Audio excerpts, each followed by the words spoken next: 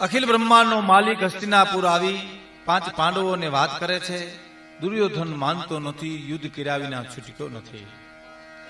અને ટૂંકમાં યુદ્ધની તૈયારી મંડી થવા.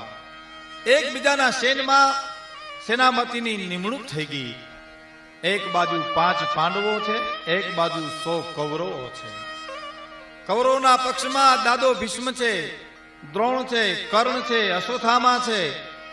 આવા મારથીઓ દુર્યોધનના પક્ષમાં છે. એક બાજુ પાંડવોનો પક્ષ છે, નાનો પક્ષ છે, પણ અખિલ બ્રહ્માંડનો માલિક જેના પક્ષમાં છે.